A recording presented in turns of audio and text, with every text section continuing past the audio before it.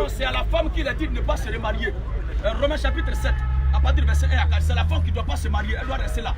Mais l'homme, ah, c'est le Seigneur quand même. Comment on peut dire à un chef, si tu as renvoyé tel emploi de la société, il faut rester comme ça sans recruter. Si l'entreprise tombe en faille, il va faire comment? Hein? Un élève indiscipliné, le chat de l'école. Cependant, la porte est ouverte pour que d'autres élèves s'inscrivent. Alléluia! Regardez vous-même, voilà un immeuble là. Hein? Voilà un immeuble là, un bâtiment là. Il y a une porte, il y a des serrures là. Il y a une clé qui peut ouvrir toutes les portes de la maison. Et c'est le propriétaire qui a ça en poche. Mais tous les locataires qui sont là n'ont pas le droit, avec leur clé, d'ouvrir la porte du propriétaire. Lui, sa porte là, c'est la porte du chef. Mais lui, il a la clé qui peut ouvrir toutes les portes. C'est ça qu'on appelle la clé. C'est pas une femme qui se donne à lui la groupe. Qui se donne à lui la groupe. Celle-là, c'est une vendeuse de Diagoura. Elle ne peut pas être appelée une femme de quelqu'un. La Bible l'appelle prostituée. Amen. Qu'elle voit lui là, en réalité, c'est l'homme qui devait être comme ça. Mais malheureusement, oui frère. Romains 7, 2. Romains 7, 2. Ainsi, une femme mariée est liée par la loi à son mari. Tant qu'il est vivant. Mais l'homme n'est pas lié par la loi à sa femme. Jamais. Oh. Jamais. Tu es beau. L'homme n'est pas lié par la loi à sa femme. Entre l'homme et la femme, là, il y a un qui est propriétaire et il y a un qui est la propriété. L'homme est le propriétaire, la femme est la propriété. Et l'homme, ce que je suis en train de dire, vous qui dormez au salon là, ne prenez pas enfant des gens pour les maltraiter. Toi-même qui dors encore au salon, tu veux prendre 2 femmes. Honte à toi ce soir. Et fais sur toi pour ce comportement. Tu es preneur d'otage. Ta délivrance est maintenant même au nom de Jésus. Amen. Alléluia. Vas-y frère. Ainsi, une femme mariée est liée par la loi à son mari. Tant qu'il est vivant. Mais si le mari meurt, Maintenant, elle est dégagée de la loi qu'il a liée à son mari. Elle est libre d'aller se marier. Si donc, du vivant de son mari, elle devient la femme d'un autre homme. Elle sera appelée adultère. Mais si du vivant de sa femme, il devient le mari d'une autre femme, la Bible n'a jamais dit. L'Écriture ne peut pas dire ça. Alléluia. Dieu ne peut pas dire ça. Moïse lui-même, là, il était polygame, il avait juste 3 femmes. Lisons le cas de Gédéon, Juge chapitre 8, le verset 31. Juge 8, oui, 30 à 31. Gédéon, eut 70 fils. Issus de lui. Car il y eut plusieurs femmes. Tellement c'était beaucoup, la Bible n'a pas compté. Plusieurs. Et sa concubine. Au-delà de ça, toujours, quelle que soit la qualité du repas qu'à la maison, il a eu souvent de manger au restaurant.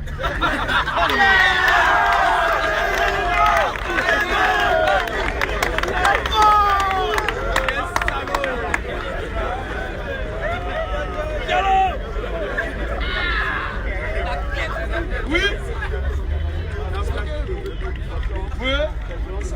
Le baptême. Oui. Oui.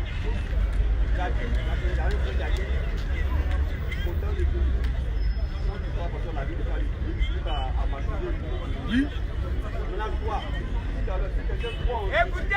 Oui.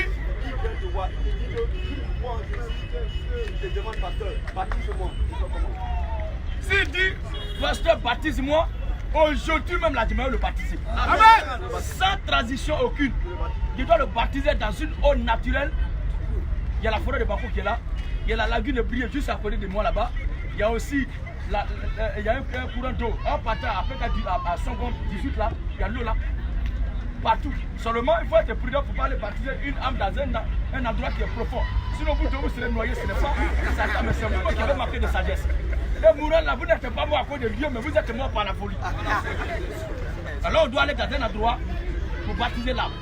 Sinon, il n'y a pas de coup de baptême. Nous n'avons pas de coup de baptême. Il y a catéchumena, catéchisme. Il n'y a qu'un coup de, comment on appelle là? On dit non, ton péché mignon, ton péché léger, péché. Il n'y a pas de péché par degré. Le péché, c'est péché. En sorte que toi-même qui as convoité une femme là, tu as le même titre que celui qui a pris une femme enceinte et qui l'a éventrée. Vous êtes la même chose. Oui.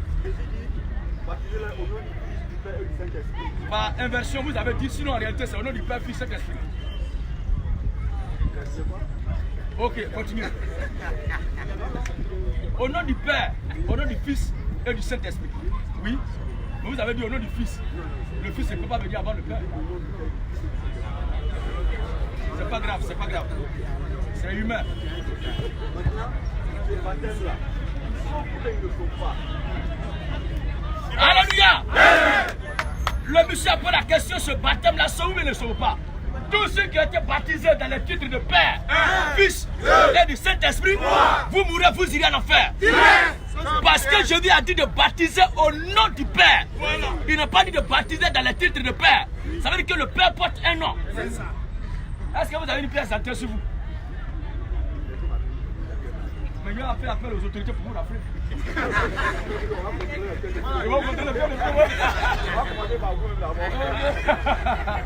Merci, c'est juste pour vous choisir. Voilà, prenez cette pièce-là, c'est pour faire. On va faire juste un petit exercice pour passer rapidement à l'essentiel. Où ils ont mis? Nom du Père, Père, ils ont mis quoi? Derrière.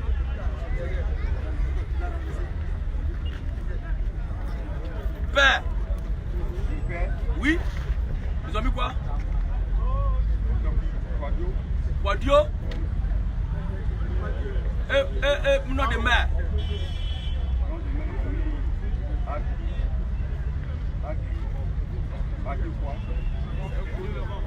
Ok, c'est pas grave. Vous voyez, quand on met nom du Père là, est-ce que la réponse de celui qui a la pièce d'identité, lui aussi il vient, il écrit aussi nom du Père, point. Parce que sur les pièces là, pour remplir les fiches, on met nom du Père, 2 points, point. Et puis on t'attend maintenant, il y a quelque chose qui est tombé comme une batterie de téléphone. On met nom du Père, 2 points, point. Nom de la mère, 2 points, point. Toi, si on met nom du Père, tu vas écrire quoi? Il n'a pas demandé ce nom de qui tu vas écrire. Voilà le problème des noirs. On te pose une question, tu ne réponds pas à la question et tu fais croire aux gens que tu comprends la question. On dit, on met le nom du Père, point. La réponse qu'on attend de toi, c'est quoi? Toi, tu écris quoi?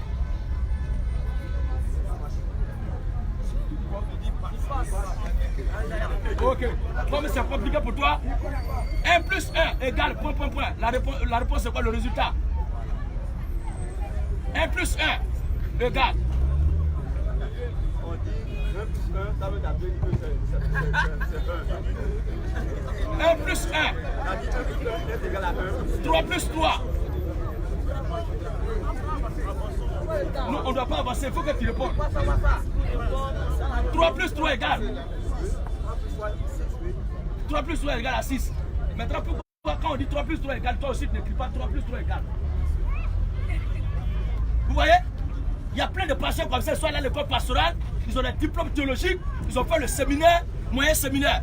Les paquets de la sont remplis, on dirait, pour un bovin chinois. Un bovin chinois. Tout est rempli comme ça. Quand ils parlent même là, la tête tremble sur elle-même. Mais ils ne connaissent pas ça. Jésus a dit de baptiser au nom du Père. Ça veut dire que l'individu qui doit le baptiser là doit poser la question pour connaître le nom de celui qui est Père. Va à la boutique, va payer 3 paix à mon nom. Arrive à la boutique aussi, toi tu dis, va à la boutique, va payer 3 paix à mon nom. On va dire que monsieur, vous avez un début de folie. Ou bien ton père t'envoie dans le village voisin. Il dit demain matin, va dans le village voisin, prends mon cabri qui est chez mon ami. Toi aussi arrivé là-bas, tu ne lui demandes même pas le nom de ton ami. Hein. Tu te réveilles à 5 h du matin, tu es parti, arrivé dans le village, tu répètes ce que ton vieux a dit. Demain matin, va dans le village voisin, prends mon cabri chez mon ami. Les gens du village qui te connaissent vont dire, ah, il y a ton enfant qui est ici là. Il y a un problème, il faut qu'on l'envoie chez un fusionnaire pour le soigner. C'est la même chose. Quand Jésus a dit de baptiser au nom du Père, au nom du Fils et au nom du Saint-Esprit, toi qui devais aller baptiser, tu dois lui poser la question d'abord. Quel est le nom du Père? Quel est le nom du Fils? Et quel est le nom du Saint-Esprit? Luc chapitre 24. La réponse a été donnée. Ils ne se sont pas levés comme ça pour aller baptiser. Mais c'est après avoir posé la question au Seigneur, reçu de lui la révélation du nom de son Père et de celui qui est Fils et de celui qui est Saint-Esprit qu'il allait baptiser. En réalité, le grand Dieu des cieux qui est Père là, il s'est fait homme pour venir sur terre. C'est le même là qui s'est fait Esprit Saint pour habiter en nous. Et c'est son vrai nom qui est Jésus-Christ. C'est comme l'eau. Tu prends un sachet d'eau, tu mets au frigo. Ça va devenir glace, ça va se congeler. Tu mets ça au congélateur, ça va se congeler. Si tu enlèves le sachet d'eau, la glace au frigo, et que tu as tes facultés au complet, tu ne peux plus chercher ton eau. Parce que c'est l'eau qui est devenue glace là. Tu enlèves la glace, tu enlèves le sachet, tu mets dans marmite pour faire bouillir au feu. Dans peu de temps, ça va se fondre pour devenir encore liquide. Si tu es intelligent et que les facultés mentales sont en place, tu ne dois plus maintenant chercher ta glace. Tu dois comprendre que c'est la glace qui est devenue l'eau. Et cette eau-là, tu mets l'eau en bas pour chauffer, ça va commencer à s'évaporer. La vapeur qui monte là, c'était ton eau qui était glace là, qui est en train de monter comme ça. C'est la même chose. Dieu est esprit en haut dans les cieux. Sous la forme de vapeur, il est maintenant un être humain. Vous comprenez? Sous la forme de glace, maintenant sous la forme de liquide qui est la parole, puisque la Bible dit, la parole a été faite chair. Elle habite parmi nous, pleine de grâce et de vérité. Marie n'a jamais été pleine de grâce. Marie est pleine de péché. C'est Jésus-Christ seul qui est plein de grâce. Luc 24, 45. Luc 24, 45. Alors, Jésus l'a ouvert l'esprit. Jésus l'a ouvert l'esprit. Afin qu'il comprisse les Écritures. Avec tous les sorciers qui sont de la foule, vous êtes des bandits. Les sorciers, les francs-maçons, les illuminati, les maïkari, les bouddhistes. Vous qui parlez, on dirait abeille dans le Canada. Vous êtes des cancres là. Tu es un Africain qui a ta langue aussi parleuse comme ça. Tu es un cafard. Si un bouddhiste meurt, il va au 47e sous-sol de l'enfer. Parce que l'enfer là se mérite. Pour aller en enfer, il faut mériter ça. Pour au moins que tu existes et ignorer qui est Dieu. En ce moment là, tu meurs, tu vas en enfer. Mais le bouddhiste lui-même ne croit pas que Dieu existe. Il va dépasser l'enfer. Un bouddhiste est un voyou de l'enfer. Alléluia. Tous les sorciers qui sont là, vous êtes des bandits. Un sorcier est un délinquant. Si tu penses que tu as un pouvoir là, il faut essayer, tu vas voir. La même heure là, va pas te trouver demain. Va te montrer que Jésus-Christ est au-dessus de ta petite. Nous n'avons pas le temps de vous dire, sorcier, tu es vaincu. Non, non, non. Dès que tu sors de ton corps, la réaction sera propre. Jésus va faire un travail chaud pour te donner. Alléluia. Alors il a ouvert l'esprit. Alors il a ouvert l'esprit. Afin qu'il comprisse les Écritures. Afin qu'il comprisse les Écritures. Et il a dit. Il a dit ceci. Ainsi il est écrit. Ainsi il est écrit. Que le Christ souffrira. Que le Christ souffrira. Et qu'il ressuscitera des morts le 3e jour. Jésus ressuscitera des morts le 3e jour. Et que la repentance. Et le pardon des péchés. Il ne dit plus maintenant au nom du Père, Fils et d'Esprit. Mais la repentance et le pardon des péchés. Sera prêché en son nom. Sera prêché. En son nom. Sera prêché en son nom. Il ne dit plus maintenant Père, Fils et d'Esprit.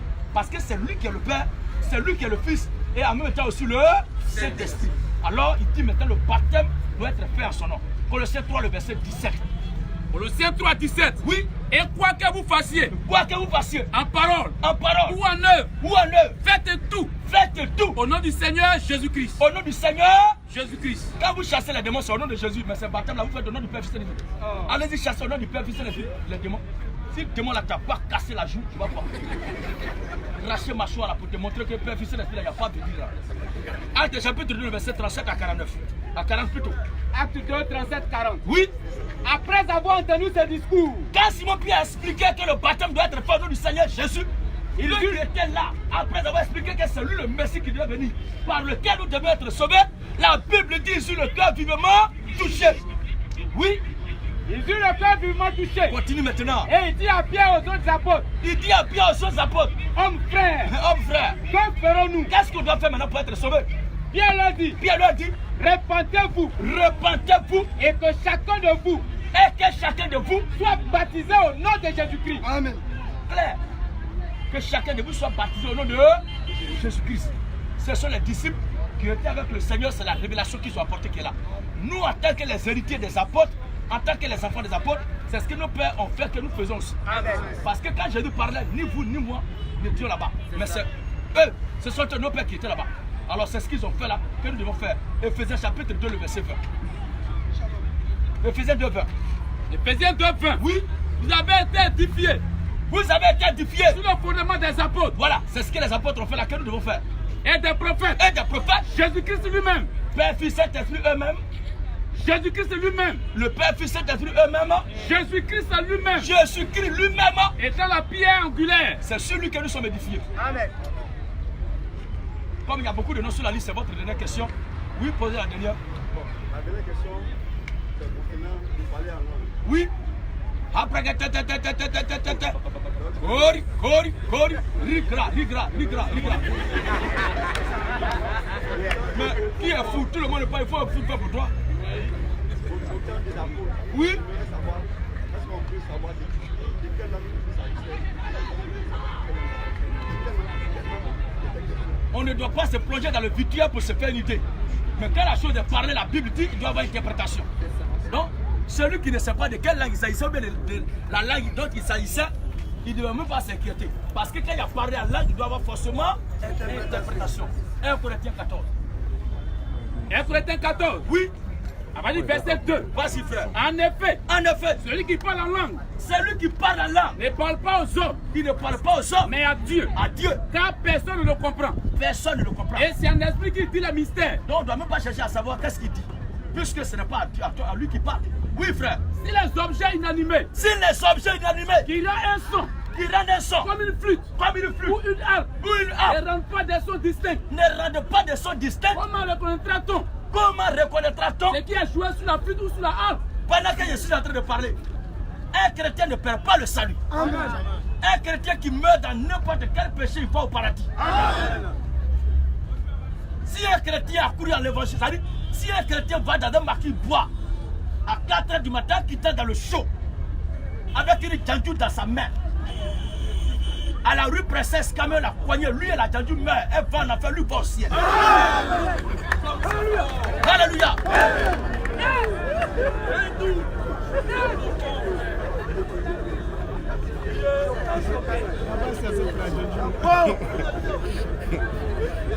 Non, mais la djandjou ailleurs.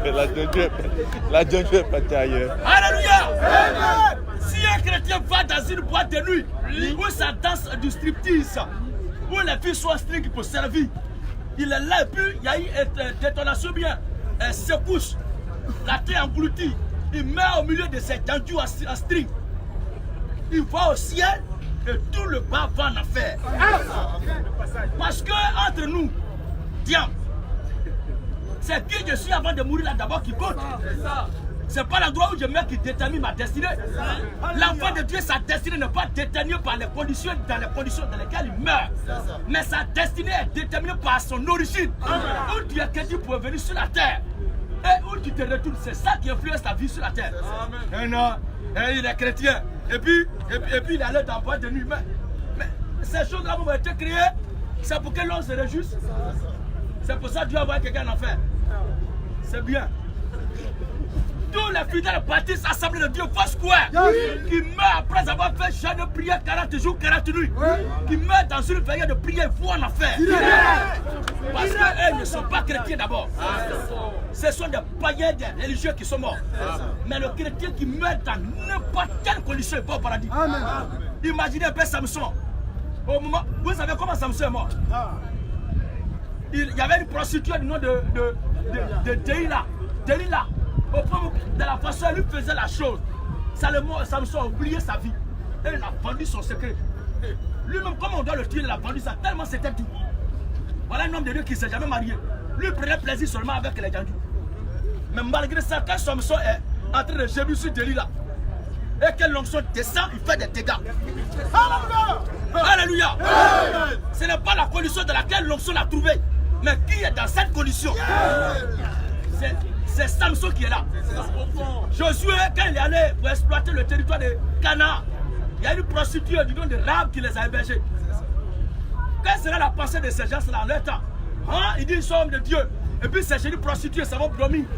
Mais on fait quoi là-bas? À chacun de juger, c'est pas dans ma bouche que tu vas manger son piment. Si la trompette rend un son confus, un chrétien ne perd pas le salut. Ce n'est pas le comportement qui détermine la vie d'un serviteur de Dieu, mais c'est l'évangile qui prêche. Peu importe, quel que soit Alpha, quel que soit ton bon comportement, si tu ne prêches pas la vérité, tu vas aller en enfer. Voilà Noé qui a fini de prêcher l'évangile, il a bu jusqu'à Taïko. Il s'est déshabillé. Mais ce jour-là-ci, ces gens d'aujourd'hui, ils ont vu Noé dans cet état où c'est le diable en personne. Parce qu'il s'était mis nu. Mangala était dehors. Mais malgré ça, la Bible dit Noé, le juste, ce 8e, le juste, prédicateur de la justice de Dieu. Amen. Noé est sauvé. Voici l'autre aussi. Après avoir prêché, il a être épargné plutôt de la catastrophe de Sodome et Gomorrhe. Le voici qui monte en hauteur là-bas. Il boit avec ses propres filles, il se saoule la gueule et puis il les enseigne. Dieu dit, oh, c'est l'homme là qui est sauvé là. L'autre il dit qu'il n'a rien vu encore. Le lendemain encore, il a pris l'autre fille encore, il a fait boire, il a limé encore. Dieu est fâché, il dit, bon, ces gens-là, ils vont plus rentrer dans ma maison. Mais l'autre est sauvé. L'autre et ce juste, son cœur était attristé en voyant la vie. Les habitants de Sodome et Gomorrhe. Si c'était à cause du comportement seulement que Dieu les a tués, c'est que l'autre aussi devait être tué. Mais c'est qui ils étaient avant de se livrer à de telles choses. C'est ça d'abord. Qui ils sont. Alors on va lire le passage. Si la trompette, rien sont confus, abat le parent l'air. Même Arafat, même là, qui le faisait de prier en Côte d'Ivoire ici, il change souvent de parole. Le grand Dachika. Moi j'aime beaucoup son affaire parce que c'est quelqu'un qui a combattu mais tiens, il résiste. C'est comme ça aussi moi je suis. Avec mes frères, nous sommes combattus. Combattus, mais quand les gens nous combattent, c'est là on devient encore beaucoup. La Chine devient encore plus populaire.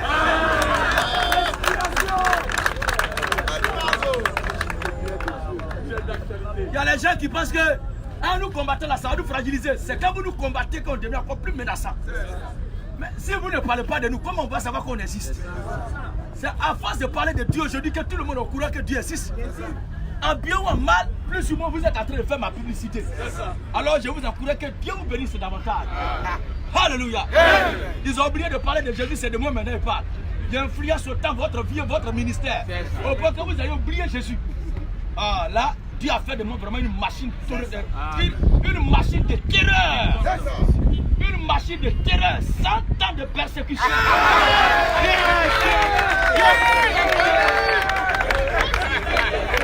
Alléluia. Nous prions Dieu que les autorités ivoiriennes ne nous interdisent pas de parler publiquement du message que nous prêchons. Chaque jour, on va vous narguer. Chaque jour, il est dans votre sang. Chaque jour, on va prêcher la révolution chrétienne. Amen. Voilà. Vous-même là, vous allez disparaître de votre propre pouvoir. Mettez-vous à côté de moi, je suis là. On va voir. Qui a la Chine populaire derrière lui? C'est là où il y a Dieu qui est la Chine, c'est tout. Alors, you know boy, dis-nous pas il a Dieu derrière lui. Oui, alors termine le passage. En est-il qui parle la langue? En est-il qui parle la langue? Que deux. Ou trois ou plus. Parle. Chacun à son tour. Et que quelqu'un interprète. Chacun à son tour et que quelqu'un interprète. Donc s'il y a parlé la langue, il faut forcément l'interprétation. Moi non plus, je ne peux pas vous dire de quelle langue il s'agissait. Puisque c'est une langue qui est inconnue des hommes. Mais c'est une langue qui est céleste, c'est parmi les hommes. C'est pourquoi lorsqu'elle est parlée sur la terre, il faut forcément une interprétation. Dieu vous bénisse. On passe à quelqu'un. C'est ce Charles Bayard. Il y avait un peu d'eau à boire.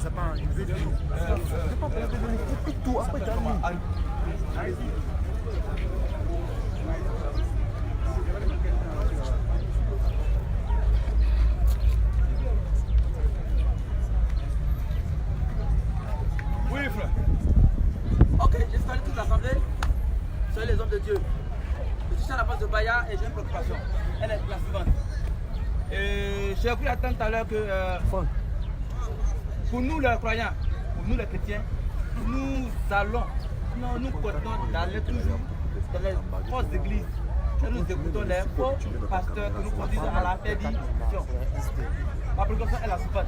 Je voudrais savoir qui et comment reconnaître les fausses églises et comment reconnaître les faux pasteurs. Je vous remercie. Merci, M. Bayard. J'aime ce genre d'intervention avec franchise. Tous ceux qui vont murmurer contre nous, ça nous dit pourquoi. Ça nous demande pourquoi on dit ces choses. Pour nous critiquer, pour aller à la maison. Que vois-tu, vous poignez?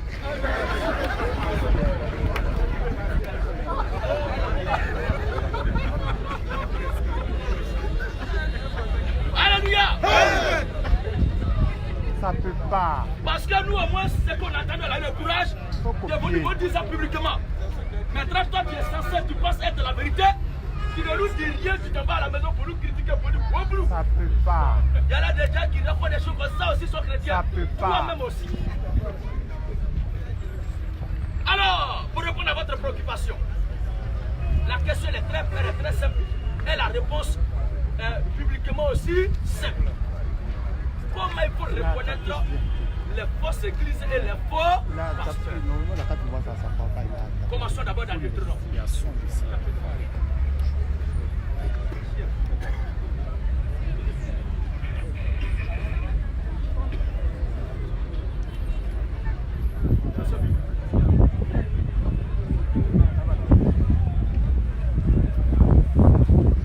Deutéronome 18. Oui, frère. Deutéronome 18, 20. Écoutez ce passage. Mais le prophète. Comment ça va du verset 15? Deutéronome 18, 15. Oui. L'Éternel ton Dieu te suscitera du milieu de toi. Parce que le peuple a demandé à Dieu que Dieu lui ne leur parle pas directement, mais qu'il passe par ses serviteurs pour leur parler. C'est ce que les enfants d'Israël ont demandé à Dieu. Dieu a exaucé leurs prières. Maintenant, il fait la promesse. L'Éternel ton Dieu te suscitera du milieu de toi. Oui.